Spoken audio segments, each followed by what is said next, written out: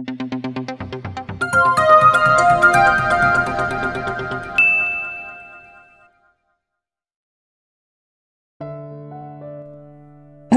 POV.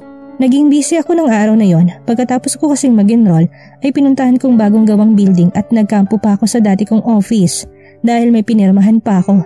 Kahit kasi hindi na ako nag-aaral ay ako pa rin ang personal na namamahala sa school na to. Alam kong galit si mami sa akin. Pero alam ko din na hindi nito maaatim na pabayaan ng school sa pamamahala ko. Agad kong tinignan ang bank account ko. Hindi ko na talaga magagamit ang mga ito. May ibang bank account naman ako na pinagawa in case of emergency. Ang mga allowance na binibigay ni mommy at daddy sa akin na inipon ko at doon ko nilagay. Kaya yun naman ang tinignan ko. Sapat na siguro to para mabuhay ako ng 2 taon. Pero alam ko na hindi ako pababayaan ni daddy kahit na ayaw ko'y pinipilit itong allowance ko. May sarili kasi akong bank account na pinagawa ni daddy na hindi alam ni mommy. Bumukas ang pinto ng opisina ko. Nandito ka lang pala? Nakangiting lumapit si Nathaniel sa akin. Pero ako seryoso ko tong tinignan, nakasandal ako sa swivel chair ko. Lumapit to sa akin, tinukod itong braso sa sandalan ng upuan ko at binigyan ako ng isang halik. Pagod ka na? Let's go home? Nasaan na si Karen? Tanong ko dito. Umuwi na, sagot ni Nathaniel sa akin. Tumayo na ako, agad tong pinulupot ang braso sa aking bewang para alalayan ako sa paglalakad. Dito pang nagbukas ng pinto ng opisina ko. Dahil nga walang tao sa school ay kampante si Nathaniel na nakahawak sa aking bewang. Ang hindi alam ni Nathaniel at Alora ay may mga mata palang nakamasid sa kanila. Unang araw ng pasukan ng klase, naghahanda na ako. I wear my uniform as a teacher student. Nilingon kong pumasok sa kwarto ko pero agad ko din binalikan tingin sa salamin nang makilala ko to. Agad ako nitong niyakap mula sa likuran ko at hinalikan ng aking leeg. I miss you. Bulong nito sa akin. Humigpit ang yakap nito sa aking bewang at mas lalong sumiksik sa aking leeg. Huwag mo na ngayon, meron ako eh. Sabi ko dito, unang dalaw ng period ko at pagkatapos ng period ko ay pupunta na ako sa doktor to have an advice tungkol sa contraceptive na dapat ay i-take ko. Ilang days bago mawala yan? Tanong ni Nathaniel. 3 to 4 days. Ang tagal. Humarap ako sa kanya. He is handsome on his police uniform. I caress his face and give him a kiss on his lips. Dapat idampilang na halik yun na nauwi sa mainit at mapusok na halik. Nasa sasakyan na kami para pumunta sa school. Maaga pa naman at 9 pang klase ko. Ganon din to. Kaya duman muna kami sa isang restaurant to have our breakfast. Bumba kami sa sasakyan at agad kaming pumasok sa restaurant. Pero agad din nasirang araw ko dahil sa nakita ko. Pagpasok pa lang kami sa restaurant ay isang malapad ng ngiting sinalubong sa amin ni Karen. Nawala biglang mood ko. Agad na pinulupot ni Nathaniel ang braso sa aking bewang. Pagpasok pa lang namin sa restaurant, dumapon tingin ni Karen sa aking bewang. Tumaas ang kilay ko dahil nawalang ngiti na nakapaskil sa labi nito. Napadakong mata nito sa akin at agad na bumalik ang ngiti na nakapaskil nito sa labi kani-kanina lang. Anong ginagawa niyo dito sa restaurant ko? Nakangiti nitong tanong sa akin. Kakain lang kami ng breakfast. Sinata niya lang sumagot dito. Tamang-tama, nasa menu namin ang mga gusto niyo. Nakangiting sabi nito. Agad niya kaming giniya sa isang mesa. Pinaghila ko ni Nathaniel ng upuan at agad naman ako umupo. Leia, pakiasikaso sila, tawag nito sa isang waiter. Napasandal ako sa sandalan ng upuan dahil ang babaeng lumapit sa amin at tila kulang ang tela ng damit nito. Sige, aalis na ako, may aasikasuhin pa ako. Umalis na to habang ang babae ay paninaman ng pa-cute kay Nathaniel. I just roll my eyes dahil kahit na hindi to pinapansin ni Nathaniel ay panay pa rin ang papansin nito. Ano nga yun babe? Tanong ni Nathaniel sa akin. Ikaw nang bahala, kahit ano naman kakainin ko. Nakangising sagot ko dito dahil talagang pinarating ko ditong gusto kong kainin. 2 nito miss, itong steak and fried chicken. Isabay mo na yung eggs and hotdog. Ngiti ko kay Nathaniel. Isama mo na rin yung sinara na nitong menu. Umalis din ng waiter. Are you trying to seduce me? Tanong ni Nathaniel. Talagang lumapit pa sa mesa tinukod ang 2 siko. Lumapit din ako sa kanya. Bakit? Naakit ka ba? Ngiti ko dito. Sumandal ito. Binilaan pa talaga nitong labi. Kung wala ka lang talagang dalaw, kanina ka pa umuungol. Napangisi ako. Pero sayang, may dalaw ako. May ilang araw pa naman, ngisi din ito. Bumalik ng babae at dala na nitong aming order. Agad nitong binaba ang order namin. Enjoy your order ma'am, sir. Nakangiting sambit nito sa amin. Pero ang tingin nito'y nasa kay Nathaniel. Could you please excuse us? Kakain pa kami, may pasok pa kami. Kung gusto mong kainin ang nobyo ko, mamaya na lang. Malakas kong sigaw dito. Nakakaimbiyar na itong babaeng to. Kanina pa to eh. Napalingon sa akin ng babae ay nakatingin ito sa akin na parabang nahihiya din. Marunong pa pala tong mahiya. Napatingin ako kay Nathaniel. Nakaawang ang labi nito at parabang pinipigilan itong isang ngiti. Inirapan ko to. Nasa school na ako. Abala ako sa paghahalongkat ng mga gamit ko nang may humarang sa daraanan ko. Napatigil ako, tinarap ko to. Tumaas ang kilay ko na makilala to. Napabuntong hininga na lang ako. What do you want, Joy? Tanong ko dito. Anong relasyon mo kay Nathaniel? Tanong nito sa akin. Wala ka na doon. Asik ko dito. Remember this, Alora. Nathaniel is mine. Akin na siya. Kahit na ikaw hindi maagaw si Nathaniel sa akin. Nilisan ko siya. Tumaas ang kilay ko. Libre ang mangarap. Masarap bang mangarap ng gising? Tanong ko dito. Tinawanan ko to. Joy, wag akong kausapin mo. Si Nathaniel, siyang kausapin mo. Nilagpasan ko na to. Sumandal ako sa may pader. Aalis na sana ko nang may marinig akong parabang nag-uusap. Hindi ko pa pwedeng galawin siya. Bantay sarado ni Nathaniel eh. Sumilip ako sa may pader. Hindi ko alam kung anong gagawin ko. Hindi magandang kutob ko dito. Oo na, bigyan mo ako ng konting panahon. Agad akong umalis sa pagkakasandal sa pader na yon. Pumunta ako sa opisina ko at parang hindi mapakali. Sino kausap ni Karen? Wala sa sarili kong tanong. Naabutan ako ni Nathaniel sa ganoong sitwasyon. Hinarap ko kaagad siya. Do you know Icy Castillo? Agad kong tanong dito. Gusto kong malaman kung gaano niya kilala si Icy Castillo. Yeah, pero hindi gaanong kakilala. I met her on US. Iisang school kami. Why? Takang tanong ni Nathaniel sa akin. Agad akong nabahala. Pero dapat malaman ni Nathaniel ang narinig ko. Hindi ko alam, para bang may hindi siya magandang gagawin. Napaupo ako sa sofa nang wala sa oras. Parang nanghihina ako sa narinig ko kanina. Sinong sinasabi nito na hindi nito malapitan dahil laging nasa tabi si Nathaniel? Ako lang naman ang laging nasa tabi ni Nathaniel. Unless, may iba ka bang kasama pag hindi tayo magkasama? Tanong ko dito. Tinignan ako ni Nathaniel na may kunot sa noo. Ano ba yung pinagsasabi mo? Sagutin mo na lang ako! Sigaw ko dito. Nayumot ako kapag naisip ko na may kasama itong ibang babae kapag wala ako. Pag hindi kami magkasama. Wala, ikaw lang naman ang lagi kong kasama. Sino sinasabi ni Icy na hindi niya malalapitan dahil lagi kang kasama? Ikaw lang naman ang Nathaniel na kilala niya. Napabuntong hininga to. Hindi ko alam. Hindi ko pa nakakausap si Icy ng masinsinan. But please, trust her. She's no harm. Mabait si Icy. Pagtatanggol ni Nathaniel. Mabait? Tinatarayan nga niyan kami eh. Dahil siguro may ayaw siya. I assure you, Icy is a kind. Natatakot ako. Baka kasi may masama siyang balak. Nilapitan ako ni Nathaniel at agad na niyakap. Don't worry, walang mangyayari sa'yo. Hanggat nandito ako, hindi ka nila masasaktan. Nasa kondo na ako, naghahanda ng dinner dahil darating sila Susie ngayon. Agad akong pumunta sa pinto nang may nag-doorbell. Kumundot ang noo ko. May duplicate key si Nathaniel at mamaya pa sila Susie darating. Binuksan niya ang pinto, kumunot ang noo ko nang makilala kung sinong nasa labas. What do you want? Walang emosyon kong tanong dito. Can I come in? Tanong nito. Pinapasok ko si Icy. Yes, Icy is here. Ewan niya kung anong pakay ng babaeng ito sa kanya. Have a seat at pakibilisan ko ano sasabihin mo dahil may ginagawa ko. Nakakaabala ba ako? Tanong nito. To be honest, yes. Prangkang sagot ko dito.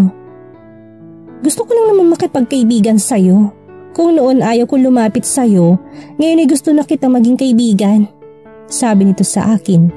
Napasandal ako sa may pader. Malapit sa kusina, pinag-iisipan kong offer nito. Kung tatanggapin kong gusto nito ay madali para sa akin na malaman kung anong pakay ni Icy sa akin. Yun lang ba? Tanong ko. Tumango to. Napabuntong hininga ko. Tumayo ng tuwid. Sige, pagpayag ko. Talaga? Akala ko mahirap kang i-approach. Yun kasing sabi ni Kara sa akin dati. Yumuko to. Hindi naman, talagang nega lang si Kara. Bumukas ang pinto na kondo ko, pumasok si Nathaniel. Kumunot ang noo nito dahil nakilala nito si Icy. What are you doing here? Tila kulog ang boses ni Nathaniel. Parang galit itong makita na nandoon si Icy. Gusto ko lang makipag-usap kay Alora at maging kaibigan na rin siya. Umalis ka na. Hindi ka kailangan ni Alora. Sila Susie ay sapat na. Taboy nito kay Icy. Nagtataka ako sa inaasta ni Nathaniel dahil kakaibang kinikilos ni Nathaniel. Sige Alora, aalis na ako ha. Kita na lang tayo sa school bukas. Tango lang ang tanging na isagot ko. Ano bang nangyari sa'yo? Kanina okay ka pa ha? Wala to, namiss lang kita. Nilapitan ko si Nathaniel at yayakap sana sa kanya pero agad nitong hinalikan ng aking labi nang mapusok at sinandal sa pader. I know na wala ka ng period kaya pwede na tayo ngayon. Hanggang sa hindi ka na makalakad. Bulong nito sabay halik sa aking leeg. Dinikit niya ako sa pader. Nilapit din itong sarili sa akin para iparamdam nito sa akin na galit ng harap nito. Hinawakan nitong aking dalawang hita at agad na binuhat. Agad kong kinawit sa leeg nitong aking dalawang braso para hindi ako mahulog. Mas lalo pa itong lumikit sa akin ngayon ay ramdam ko na talaga ang siya. Abala ang labi nito sa aking leeg at labi. Ang mga kamay naman ito'y abala din sa aking katawan. Agad itong pumihit pa hakbang papunta sa kwarto ko. Habang buhat niya ako, binuksan itong pinto na kwarto ko at agad na pumasok. Agad niya akong hinagis sa kama. Tatayo sana ako nang hawakan itong dalawa kong binti at hilahin papunta sa paanan ng kama. At inangkin ako. Nakaunan ako ngayon sa braso ni Nathaniel. Kakatapos lang din namin, nakailang round din kami. Sobrang sabik ito sa akin dahil ilang araw din na walang make love na nagaganap sa aming dalawa. Parang galit na galit ka na makita si Icy kanina. Tanong ko dito, tahimik lang ito, nilalaro din kasi nitong buhok ko. Nabigla lang ako, hindi ko naman nakalain na pupunta siya dito, kaya ganun ang naging reaksyon ko. Sagot ni Nathaniel, hinalikan nito ang aking buhok, bumaba ang labi nito papunta sa aking pisngi, nagtungo sa aking labi. Agad nitong sinakop ang aking labi. Binigyan niya ako ng isang halik na sobrang pusok. Dahil Sunday ngayon ay aasahan kong darating sila Susie. Bukas ay pasukan na naman. Bukas din ay pupunta ako sa doktor ko.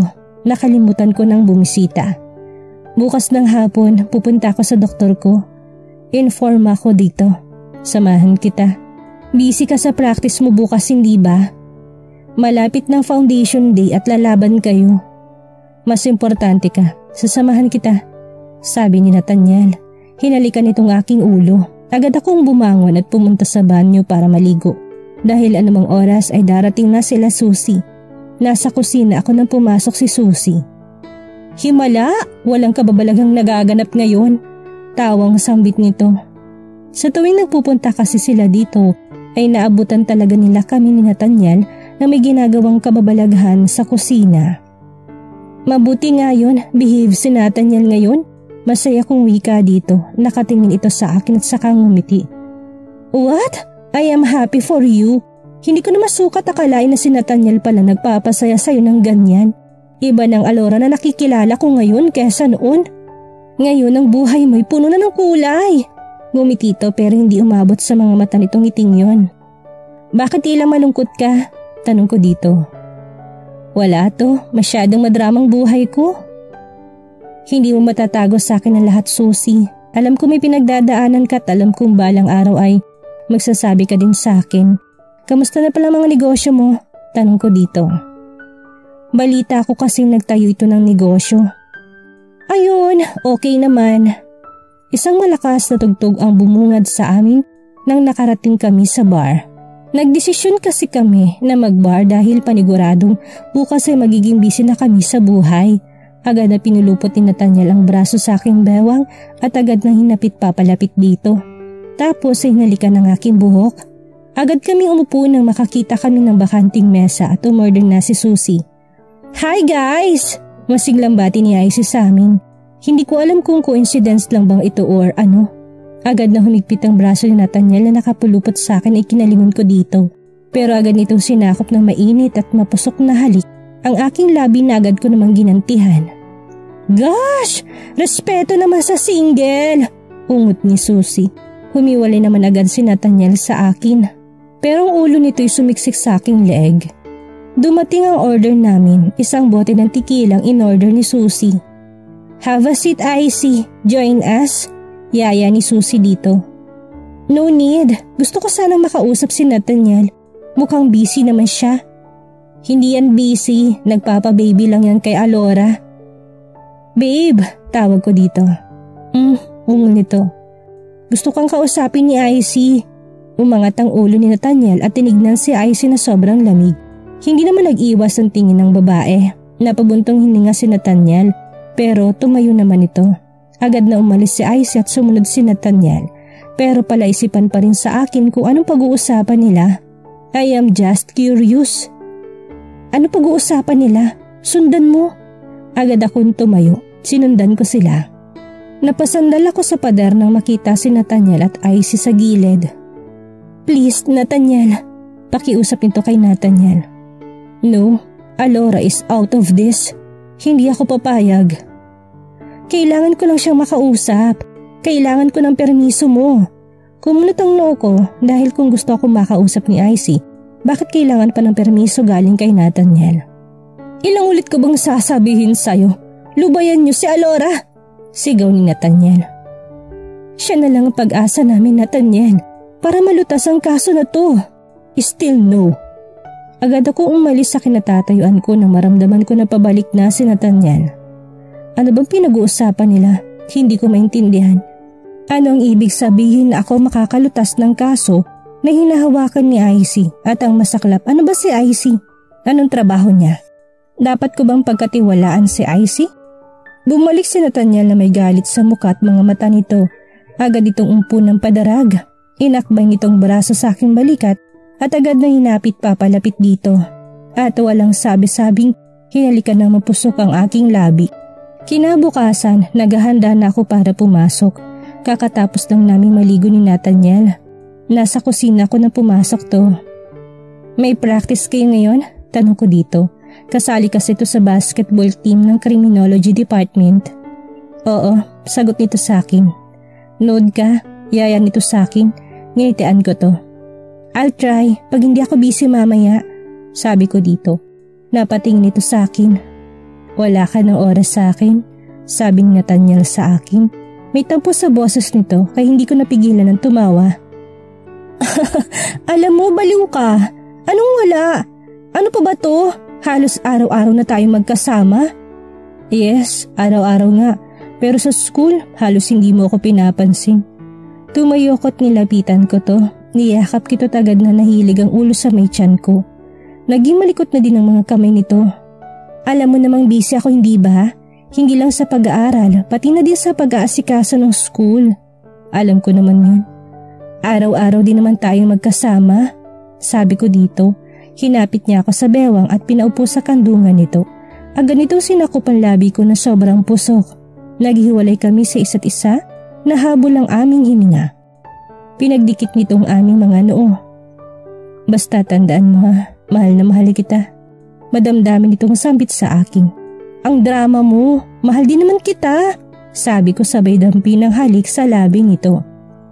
Umalis na ako sa kandungan nito at umupo na sa upuan na para sa akin. Nagsimula na kaming kumain. Nasa school na kami, gaya ng dati, lumabas ito ng sasakyan at pumunta sa gawi ko. Bago ako bababa ay hahalikan muna nito ang aking labing na mapusok. Pagkatapos ay bababa na ako at sabay kami maglalakad. Pero pagdating sa gate ay binibitawan na ni Nathaniel ang kamay ko. Napahinto ako. Bakit ganito? Bakit parang may kulang? Napatingin ako sa mga kamay ko na hawak-hawak lang kanina ni Nathaniel. Nung nasa kamay kong kamay nito'y sobrang saya ko. Pero nang binitawan na nito'y para bang nawala ang saya ko. Tama bang ginagawa ko? Tama ba na ilihim kong relasyon naming dalawa? May biglang humawak sa kamay ko tagad kong hinila. Siguro ito ng tamang panahon para malaman ng iba na akin si Nathaniel Salvatore. Pumasok kami sa school na magkahawak kamay. Maraming nakatingin sa amin pero pinagwalang bahala ko lang yun. Hinatid niya ako sa classroom bago ito umalis. Sino yon? Tanong ng kaklase ko. Hindi ko to sinagot, bagkus sinilampasan ko to. Tinatanong kita, uy! Pinigilan niya ako sa braso. Kaya hinarap ko siya na may palilisik sa mga mata ko. Agad naman itong natakot at hinawi ko mga kamay nito na nakahawak sa braso ko. Hindi ko kailangang explain ang sarili ko sa'yo. At pwede ba, huwag kang mausisa? Taas kilay kong saad dito. Ang sungit naman, nagtatanong lang. Bulong na sabi nito pero rinig ko naman. Huwag ka na lang makialam. Umupo na ako sa upuan ko. Ilang oras din ang binuno ko para sa klase ko na to dahil vacant time namin ay papunta ako sa opisina ko. Pero tumunog ang cellphone ko. Tinignan ko kung sino nag-text. Be there please. Napangiti na lang ako dahil alam kong gusto talaga ni Nathaniel na pumunta ako sa practice nito. Okay, reply ko dito. Naglakad ako papunta sa gym kung saan pa-practice ang basketball team. Malapit na pala ulit ang foundation day. Next week na magsisimula ang laban para sa basketball. Tsak na magiging busy na si Nathaniel that time. Agad ako nakarating sa gym at sobrang dami ng tao. Marami estudyante ang nanonood. Go Nathaniel! Sigaw ng isang estudyante. Napangiti na lang ako kahit kailan talaga ang daming fans na lalaking yun. Mapababae or binabae man ay gusto to. Wala akong magagawa, gwapong nobyo ko. Sumiksik ako sa mga tao at pumunta sa may bench. Umupo ako doon, nakita kong paglalaro ni Nathaniel. Hindi man itong team captain ay alam kong magaling din ito. Kumunot ang noo ko ng panay ang tingin sa akin isang lalaki naka-jersey at number 20 ang number na nasa likod nito. Kaya napatingin tuloy si Nathaniel sa gawin ng tinitignan na lalaki. Biglang nagdilim ang mukha ni Nathaniel na para bang galit na galit to. Kaya na magsimula ng laro ipinasa nitong bola sa lalaki nakatingin sa akin at sa pulang mukha nito. Akala ko magkakagulo, magagalit ang lalaki pero tumatawa pala to. Magkaibigan yata sila. At dito na po nagtatapos ang kabanata ng ating kwento at sana'y muli niyo po akong samahan sa mga susunod pang kabanata. Maraming salamat po at ingat tayong lahat.